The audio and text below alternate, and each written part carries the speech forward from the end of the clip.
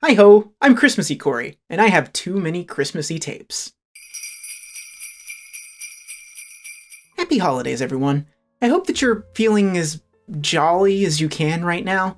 This year, I'm going all out on Christmas, making a bunch of snacks, decorating my house, wearing this terrifying polyester shirt I found at a thrift store in Waco in the before times, and dusting out the old classics to watch by the fire. Okay, so I don't have a fireplace, but maybe I'll put on one of those Netflix Yule logs on the iPad while I watch VHS tapes and drink hot chocolate, okay? Don't judge me. I'm living my best life.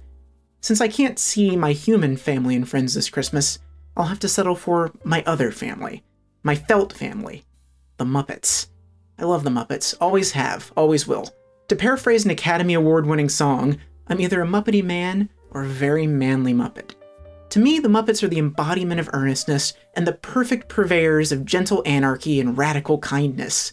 They are the patron saints of all weirdos and, to me, the perfect vehicle for the delivery of the Christmas spirit. But their greatest Christmas achievement is lost to time for the most frustrating reasons.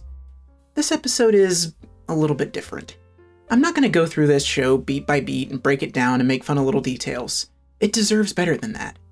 As my Christmas present to you, I give you 1987's A Muppet Family Christmas.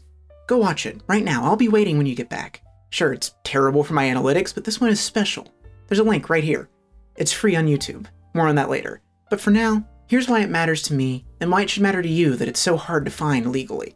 A Muppet Family Christmas is quite possibly the best Christmas special ever made, because it understands the concept of family better than any other Christmas special I've ever encountered. This special feels like a big family Christmas. You have folks from the Muppets, Sesame Street, and Fraggle Rock coming together to celebrate the holidays.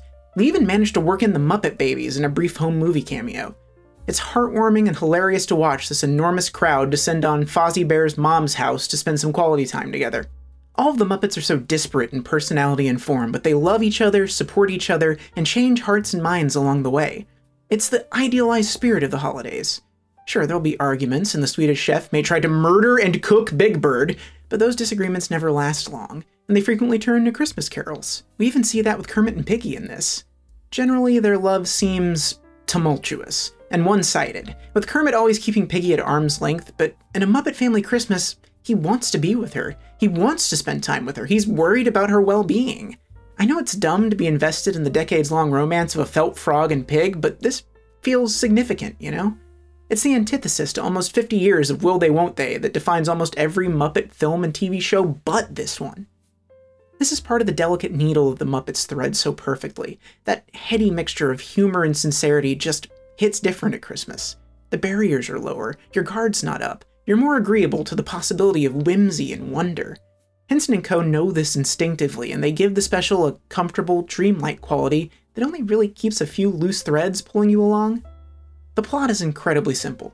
Fozzie invites the Muppets to spend Christmas at his mom's house in the country. The thing is, Fozzie's mom wasn't expecting company, even though she loves surprises, and she was about to leave to Malibu for the holiday. She had even rented her house in a sort of Bear B&B situation, if you will, Waka Waka, to Doc, the main human character from Fraggle Rock.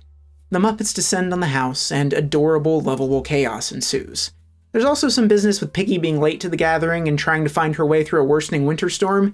It's all pretty basic and very comfortable. The looseness of the plot also lets you meander through the special in that Christmas morning, post-presents, lazy TV watching sort of way. It really keenly recreates the feeling of a big family Christmas where you're wandering from room to room with a glass of eggnog, seeing family interact in ways you hadn't noticed before. Muppets from different shows get to coexist and have little moments that all feel special and not forced. It also drops little delightful pieces of lore, like Fozzie's mom being dear friends of Statler and Waldorf, the hecklers from The Muppet Show, and Fozzie's nemesis. That, I don't know if it's canon or what canon is in Muppets world. It's purposely vague and pliant, but I accept this as fact. It must be true. We even get a full-on musical number about giving with the Fraggles, even if it is a retread from an older episode. Like any good Muppet thing, this special is packed to the gills with songs. So many, in fact, that they were able to cut 5 from the special for home video release due to licensing reasons, and there are still like 20 songs in here, ranging from holiday classics to collaborations with John Denver. By the way, if you've never heard John Denver and the Muppets album A Christmas Together, do yourself a favor and add that to your holiday rotation. It's on Spotify. It's delightful and earnest in much the same way this special is. The standout carol, though, is the duet of the Christmas song between Big Bird and Swedish Chef. It's as heartwarming as it is completely incomprehensible. Everybody knows a turkey and some mistletoe. Yay, gong, Smirny. Though it's been said many times, many ways, Merry Christmas. Merry Christmas to you. That humor really plays through the entire special. We even get Fozzie Bear and a snowman doing a bad vaudeville routine. It's like catnip for Corey. Come on, it's lovely weather for a bear and a snowman like you. Hey, that's pretty good harmony for a snowman. Actually, I'm a snowman. What's a snowman? Nothing's a snowman. What's a snoo with you? Speaking of the snowman, the purpose-built Muppets are great here, especially Steve Whitmire's turkey, who is as close as it gets to the story's antagonist. The Swedish Chef invites him over to the house to, kill and cook him, but the turkey manages to sow chaos, leading the Swedish Chef to attempt to cook Big Bird instead, and macking on Gonzo's girlfriend Camilla. I tell you, Chicken Little, you're my kind of poultry. Camilla, what's going on here? Ooh, you got some drumsticks there, my fine feathered mama. But Camilla's my girlfriend.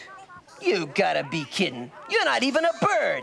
Most of the special is up to this sort of cheesy but delightful standard of comedy, with an ever-increasing number of house guests, constantly changing sleeping arrangements. Two of you will have to sleep hung on hangers on a hook on the wall. What a fabulous idea. Love hanger, love hanger. Pitch-perfect puns, both verbal and visual. Well, your present is a mink. Hey, Mink. I've always wanted it. Where is it? Where is it? Where is it? Maureen? Hi, I'm Maureen the mink. What? The Weather Service reports that barometers are falling sharply. Oh, no! He's right. Look at the snow. And a wonderfully consistent running gag about an icy patch at the front door that just keeps on delivering. Oh, mind your step. Be careful. There's an icy patch there. Merry Christmas. Oh, be careful with the icy patch.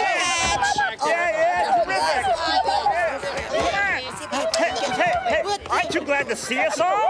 Well, I should say. Swedish Chef. Lila, you. Watch out for that icy patch there. Oh, Mrs. Bear, I've been chasing the truck and boy, whoop!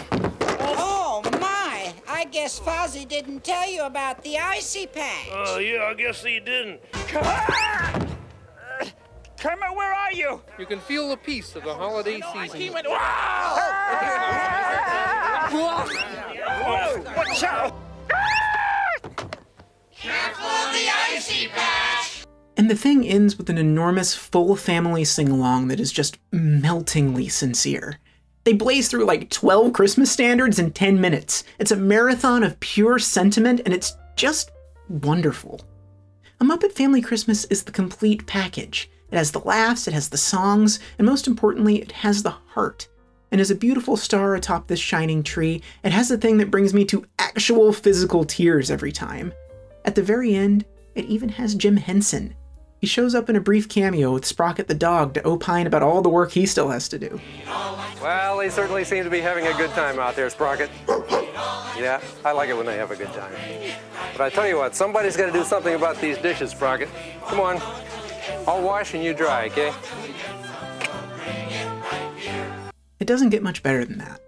The craftsman making sure things run smoothly. It's basically the perfect cameo. So you're saying, Corey, this is great and all, but why have I never seen this before? Well, it's simple.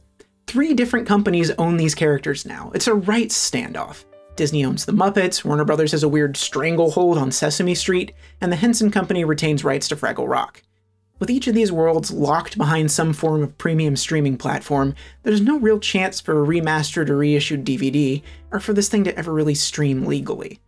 A creative tapestry woven together from a singularly talented group of writers, performers, craftspeople, and artists has been reduced to intellectual property. And this love letter to their process is one of the many unintentional victims of this offensive commodification of Jim Henson's legacy. So at the end of the day, this special feels bittersweet in a way.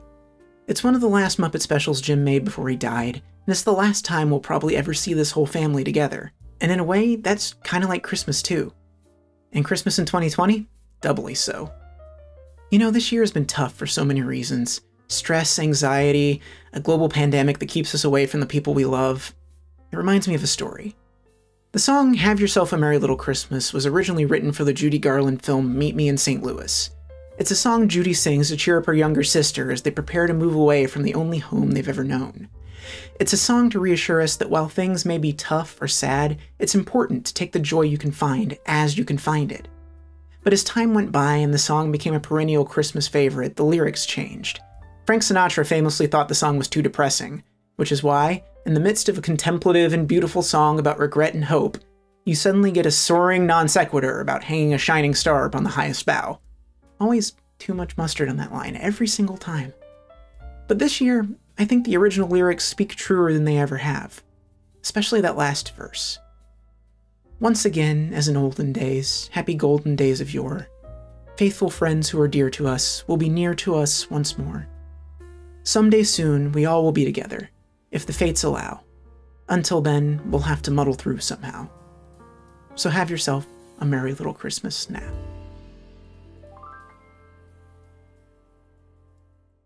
Thank you all for watching Too Many Tapes. Please like, subscribe, hit the bell thingy, and watch out for that icy patch in your— Oh dear. What's your favorite obscure Muppet memory? Let me know in the comments. If you'd like to support a small YouTube creator, why not give me the best Christmas present in the world and support me on Patreon? Everything you see on screen is directly thanks to my patrons. They bought me this void. The void is new. I can do anything in this void.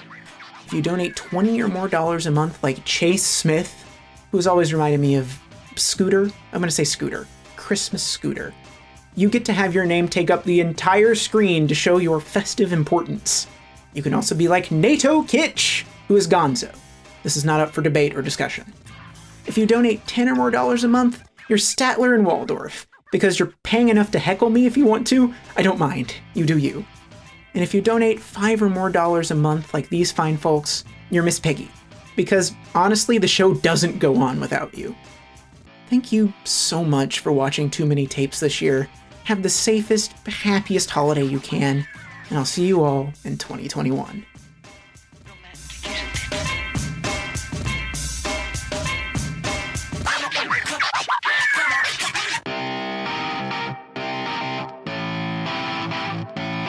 I look like rejected Griswold.